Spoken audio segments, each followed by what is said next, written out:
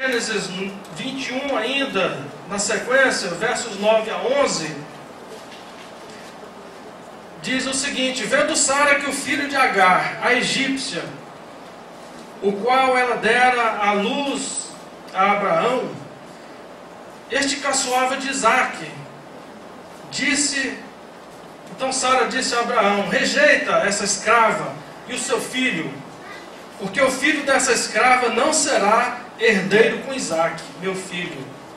Pareceu isso muito penoso aos olhos de Abraão por causa de seu filho. Algo precisava ser feito. E aí o Senhor aparece a Abraão nos versos 12 e 13 e diz: disse porém Deus a Abraão: não te pareça isso mal por causa do moço e por causa da tua serva. Atende a Sara em tudo o que ela te disser, porque por Isaque, o teu filho legítimo, será chamada a tua descendência, mas também do filho da serva farei uma grande nação, por ser ele o teu descendente. Então o Senhor vem, acalma o coração de Abraão. E no dia seguinte, Abraão se levanta bem cedo, de madrugada, conforme a Escritura, coração partido, eu imagino, para mandar embora Ismael e a sua mãe, a serva egípcia, o filho encrenqueiro e a mãe custosa. Não tem nada de Ismael nem de Agar em Sara. Sara não tem nada com eles, mas Abraão tem. Há vínculos fortes dos dois em Abraão, e ele se entristece grandemente. Abraão tinha treinado Ismael, tinha ensinado o temor do Senhor àquele garoto. Passaram tantos momentos, com certeza, marcantes, juntos, e Abraão sofre. Diz a Escritura que Abraão apronta uma mochila com provisões, coloca nas costas de Agar e a despede junto com seu filho, e desfalece de tristeza ao ver Agar e Ismael indo deserto adiante até desaparecerem da vista. Normalmente, quando a gente passa por uma prova dura como essa, quando a gente se entristece e chora, normalmente a gente diz: não quero passar por outra dessa tão cedo. Mas não foi o que aconteceu com Abraão. No capítulo seguinte, o capítulo já começa dizendo assim: depois destas coisas, pôs Deus a prova definitiva. Deus pede a Abraão o seu único filho Isaque em oferta ao Senhor. E é a partir desse capítulo 22 que eu quero tirar algumas lições práticas para a nossa vida de aliança com o Senhor. Nós somos descendência de Abraão, estamos no mesmo espírito de Abraão, na mesma aliança que ele tinha com Deus, e nós temos a aprender com Abraão.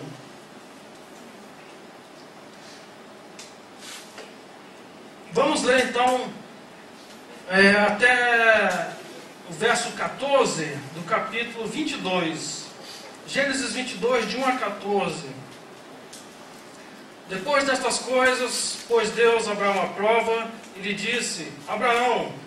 E este lhe respondeu: eis-me aqui. Talvez assim alegre, agora ele é pai, pensando: o Senhor vai vir com um refrigério e uma bênção, né? Mas quando Deus acrescenta, de certo, a grande perplexidade tomou conta de Abraão, quando Deus diz: toma teu filho, teu único filho Isaque, a quem amas, e vai-te à terra de Moriá, oferece-o ali em holocausto, sobre um dos montes que eu te mostrarei. Levantou-se, pois, Abraão de madrugada, e tendo preparado o seu jumento, tomou consigo 2 dos seus servos e a Isaque, seu filho, achou lenha para o holocausto e foi para o lugar que Deus lhe havia indicado. Ao terceiro dia, erguendo Abraão os olhos, viu um lugar de longe. Então disse a seus servos: esperai aqui com o jumento. Eu e o rapaz iremos até lá, e havendo adorado, voltaremos para junto de vós. Tomou Abraão a lenha do holocausto e a colocou sobre Isaque, seu filho. Ele, porém, levava nas mãos o fogo e o cutelo. Assim caminhavam juntos, ambos juntos. E quando Isaque disse a Abraão, seu pai: meu pai, respondeu Abraão: eis-me aqui, meu filho. Perguntou-lhe Isaque: eis aqui o fogo e a lenha, mas onde está o cordeiro para o holocausto? Respondeu Abraão: Deus proverá para si, meu filho, o cordeiro para o holocausto. E seguiam ambos juntos. Chegaram no lugar que Deus lhe havia designado. Ali edificou Abraão um altar. Sobre ele dispôs a lenha, amarrou Isaque, seu filho, e o deitou no altar, em cima da lenha. E estendendo a mão, tomou o cutelo para imolar o filho. Mas do céu lhe bradou o anjo do Senhor: Abraão, Abraão. E ele respondeu: eis-me aqui. Então lhe disse: não estendas a mão sobre o rapaz, e nada lhe faças, pois agora sei que temes a Deus, porquanto não me negaste o filho, o teu único filho. Tendo Abraão erguido os olhos, viu atrás de si um carneiro preso pelos chifres entre os arbustos. Tomou Abraão o carneiro e o ofereceu em holocausto, em lugar de seu filho. E pôs Abraão por nome aquele lugar: o Senhor proverá. Daí dizer-se até o dia de hoje: no monte do Senhor se proverá. Obrigado. Queridos, quanta lição nós podemos tirar desta passagem? Deus pede a Abraão: oferece o sorriso da tua casa, a alegria do dia todo da sua casa, oferece a mim holocausto, sobre um monte que eu te mostrarei. Deus já gostava de fazer isso com Abraão. Você vai indo aí que eu te mostro onde é. Aquele homem que amava tanto oferecer holocaustos a Deus, oferecer culto ao Senhor, agora se inquieta muitíssimo por causa de um holocausto. Não sei se todos aqui sabem o que é um holocausto. Eu que gosto muito de aviação militar, eu encontrei lá no hino dos aviadores uma frase interessante. Lá no hino dos aviadores diz que a arte de voar é o holocausto da vida a voar. Não sei se a Eunice está aqui. A Eunice trabalha na base aérea de Brasília. Ela poderia... deve saber disso também. A arte de voar é o holocausto da vida a voar. Estranho, né? Holocausto no hino do aviador. Isso mesmo, irmãos. Holocausto, irmãos, é queimar até o fim. Holocausto é o sacrifício que era consumido até o fim. É isso que acontece com um avião militar. Quando ele é abatido, ele cai, ele vai explodir e vai queimar até o fim. O verdadeiro holocausto à pátria. Deus então está dizendo ao seu servo fiel Abraão: pega o teu filho e queima ele até o fim, o filho da tua velhice, o filho tão esperado. Queimar algo que nós prezamos, algo de valor, isso é muito próprio, irmãos, dos jovens, né? Os jovens, eles queimam com a maior facilidade tudo que ganham. Mas para quem já é idoso, e principalmente para quem esperou pela vida inteira por algo precioso, quem já é velho e sabe que não tem mais força para correr atrás de mais nada, é muito difícil, ainda mais se tratando de um filho único. É uma provação terrível, irmãos. Mas Abraão, ele não argumenta com Deus, por mais terrível que pareça. E aqui nós tiramos uma primeira lição do exemplo de Abraão. Por que que ele não argumenta com Deus? Irmãos, Abraão não argumenta com Deus porque ele sabe que não há o que argumentar. Não há argumento. Alguém aí pode se levantar: mas pastor, cadê o direito inviolável à vida? Mas com Abraão era diferente, irmãos. Lembrem-se que Abraão tinha uma vida exigente, pelo fato dele ter uma aliança com Deus. A base dessa aliança era a preferência pela mútua companhia. Deus promete a Abraão: serei contigo, te abençoarei grandemente, a minha mão, a minha presença será sempre contigo.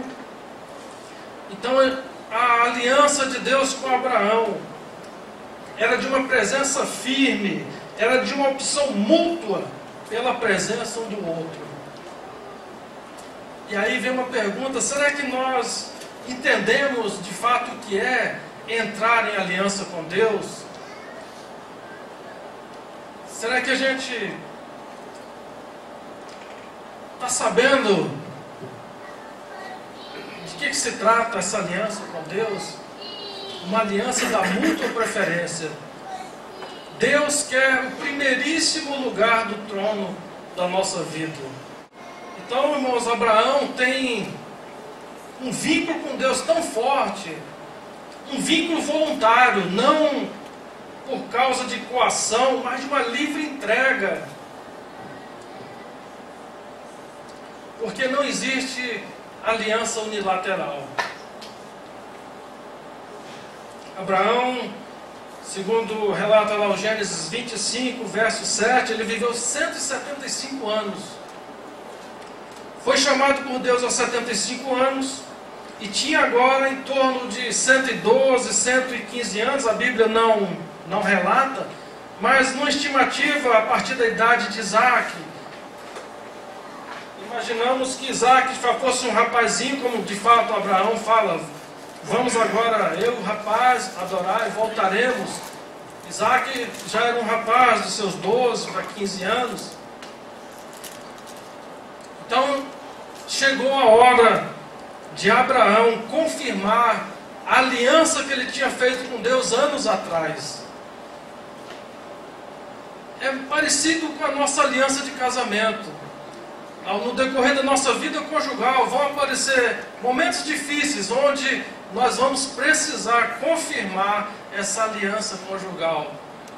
Aquela promessa, os termos da aliança, de amar, de respeitar os momentos críticos da vida conjugal. Com Deus também acontece isso, e eu digo para vocês, todo crente sincero vai encontrar dias em que vai acontecer o mesmo com cada um de nós. Deus vai pedir confirmação da aliança. Se nós queremos prosperar no nosso relacionamento com Deus, irmãos, se é mesmo assim conosco, vai chegar o tempo de confirmar essa aliança. Nós temos visto com alegria no nosso meio que irmãos têm passado por situações críticas, mas eles não têm se afastado do Senhor. Continuam perseverantes, abundantes e constantes na obra